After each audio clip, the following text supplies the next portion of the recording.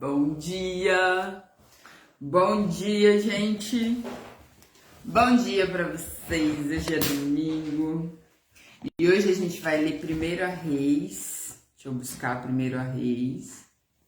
1 Reis 11. Vamos lá? Peraí. 1 Reis 11, tá? Gente, ontem eu fui na conferência de mulheres lá do Templo Formosa, curadas. E meu Deus, como foi bom. Gente, como que o povo de Deus é feliz, né? Se você é uma mulher de Deus, você sabe, um homem de Deus, mas se você não é, meu Deus, a gente é feliz demais. A gente é feliz, a gente conversa, a gente ri, a gente brinca. Olha, o povo de Deus quando se une é muito gostoso. E ontem a Adria, minha amiga, me chamou pra ir. Eu não tava assim, eu queria ser curada, porque eu tava com algumas dores do passado, eu tava com algumas questões internas, sabe? E ontem Deus tinha me levado a um sermão onde mostrava que a gente quando criança, a gente repete, depois de adulto, algumas coisas sem querer. O nosso inconsciente, ele vai ter algumas atitudes para nos levar àquela dor, àquela situação de infância. Vamos supor, alguém que foi criado numa casa que tinha muita briga, muita confusão. E o seu estado natural de ser é a confusão. E aí você briga com os teus parentes depois de adulto, você tá sempre em constante guerra, você tá sempre brigando com seu marido, você tá sempre querendo aquele ambiente ruim, aquele ambiente de guerra. E você não entende como se coloca em situações de guerra, de exclusão, de rejeição. Mas aquilo acontece porque o seu ambiente natural, apesar de ruim estar naquele ambiente, quando tudo tá em guerra, quando as pessoas não querem falar com você, quando tá tudo ruim, mas é confortador. Porque o seu ambiente de criança era o de guerra. Então há um conforto em voltar para esse ambiente. E eu, numa situação, né, de criança, era humilhação, era exclusão, eu me senti mal comigo mesma e eu não sabia que eu estava me levando de novo, sem querer, a essa situação. E aí onde Deus me mostrou como é que chama? Num sermão, né? Eu até postei o sermão aqui na rede, que eu estava me levando àquela situação sem saber. Que eu estava voltando para aquela situação, né, com as minhas atitudes, as minhas ações diárias, sem saber, porque aquela situação, apesar de ruim, era confortadora. E aí foi um abrir de olhos, assim, né, que meu inconsciente estava me levando para lá.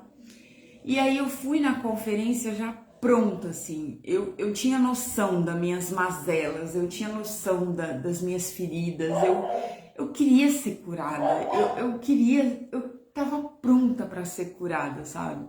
Tem gente que esconde, né, que, eu sou bonitinha, por que eu vou ficar diante do povo, assim, com as minhas dores? Não, rasgando o coração, tipo assim, Senhor, eu vim para ser curada mesmo, eu tô cheia de lepra mesmo, me cura, me restaura, porque olha, eu sou isso aí. E aí eu fui, né, nessa expectativa de cura, eu fui com uma expectativa de ser curada, eu tinha uma expectativa. E aí essas dores da infância estavam muito latentes em mim, né, eu tenho tido episódios de compulsão alimentar muito grande, eu tava com muitas dores. E aí eu fui nessa expectativa e, cara, eu já ouvi várias vezes, eu já tive algumas curas, né? Com aquele texto da mulher do fluxo de sangue, eu tive uma cura uma vez que eu vi uma visão no espírito. Eu, parada, consciente, vi em espírito Jesus levar algumas dores minhas, que estavam muito profundas, e quando eu vi em espírito ele levar, eu não senti mais essas dores, né? Isso foi lá no comecinho, quando eu voltei para cá. Então eu tive essa cura, que realmente estava muito difícil de não doer, isso estava muito latente naquela época, e eu vi Jesus em espírito levar essas dores. Ele veio em espírito e levou. Ele veio, eu vi ele vir e ele levou. E depois que ele levou, não doeu mais. E aí eu tive essa cura. Depois, quando eu fui pro Metanoia, eu tive várias curas lá também, de infância, de abuso, de um monte de coisas. Fui curada lá no Metanoia, né? Que eu não conseguia nem falar em abuso sexual. Mas eu fui curada lá, graças a Deus. E eu tava com algumas dores ainda, né, de infância e dores de acusação, porque quando as pessoas nos acusam, quando as pessoas proferem palavras ruins pra gente, é como se fosse uma impressão, assim, ó. Quando você coloca um carimbo, sabe, na sua alma, é como se fosse um carimbo na alma. Mesmo que saia, né, você não tenha contato com as pessoas, você já tenha saído daquele passado, aquele carimbo, aquela impressão, ela fica. E é como um disco arranhado. De repente você passa por alguma coisa, o disco volta a tocar, aquele carimbo. E aí você ouve aquelas acusações e aquela acusação fica na tua alma, tocando.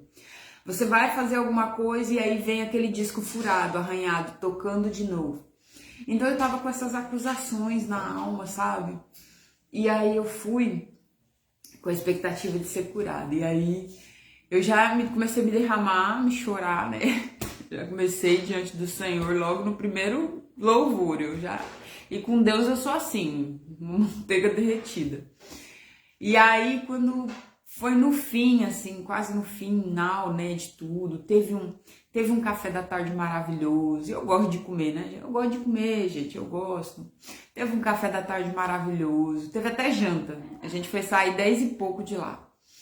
E aí, quase no final, teve um exercício onde a gente enchia uma bexiga e a gente não ia amarrar essa bexiga, né? Porque a gente ia colocar para fora com o ar as nossas dores, sabe? Era um exercício profético ali. E aí eu fui enchendo aquela bexiga, eu fui enchendo com aquelas dores, eu fui enchendo com aquelas dores. E aquela bexiga foi enchendo e ficando enorme, enorme, enorme, e eu tirando de dentro de mim aquela dor, aquelas dores. Gente, eu senti. Quando aquela bexiga estourou, que ela ficou enorme. Eu tava depositando dentro daquela bexiga todas as minhas dores que eu tava sentindo, da infância, das acusações. Quando aquela bexiga estourou, aqui, que doía, aqui tava doendo ainda, sabe? Daquelas acusações, aqueles traumas de infância, fez assim, ó. Foi instantâneo. Oi, bom dia, que Deus te abençoe, tá? Em nome de Jesus. Foi instantâneo. Eu entendi finalmente aquele milagre da mulher do fluxo de sangue. Quando ela fala, né, que ela sentiu instantaneamente a cura. Eu nunca tinha tido uma cura assim, né? Eu já tive outros tipos de cura, mas esse não.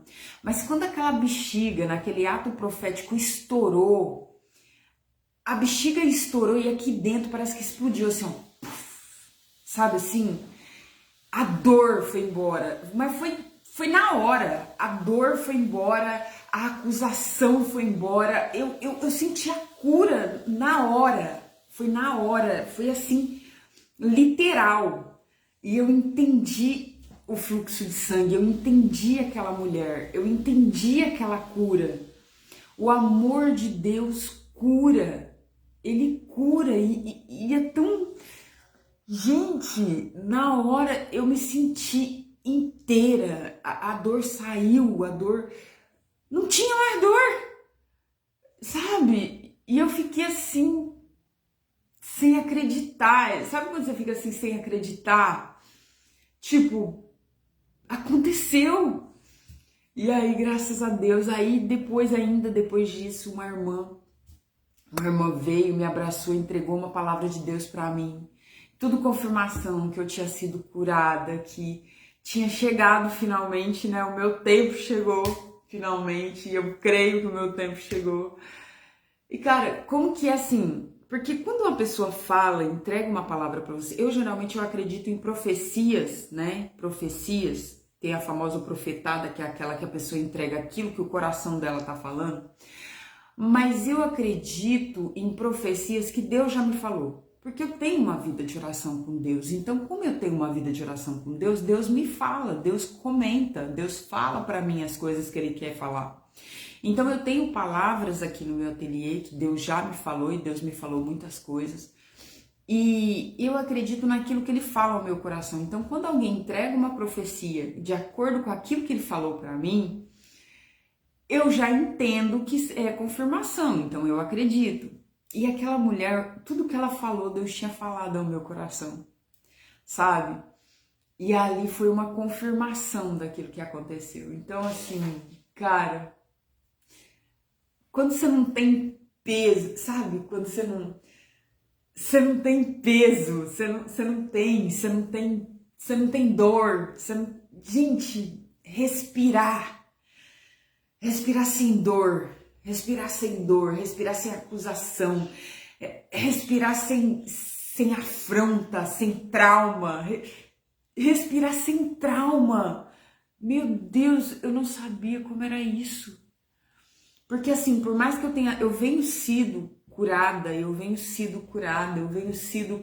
mas é um processo tão grande, são tantas dores, é tanto tempo. Eu passei 38 anos no pecado literal, eu fiz tanta coisa errada e eu tive tantos traumas, tantos quantos as águas do mar, e finalmente respirar assim, sem dor, sem trauma, sem medo, sem angústia, é surreal, sabe? É como se você fosse limpo de novo, assim, simplesmente limpo. É muito bom, Deus é muito bom, Deus é muito bom. É por isso que eu falo pra vocês, não tem como não testemunhar das coisas que Deus fez na minha vida e faz, não tem como, sabe? E eu tô assim, livre, leve e zerada, completamente zerada, assim, zerada.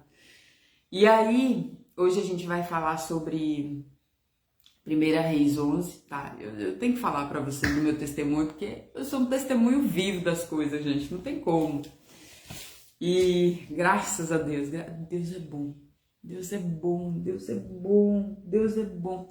Sempre que eu falava que Deus era bom, eu sabia que Deus era bom, eu sempre soube que Deus era bom, mas quando a minha alma estava aflita, eu repetia para mim, Deus é bom, porque eu sei que eu vou ver a bondade de Deus. Era isso que a minha alma repetia.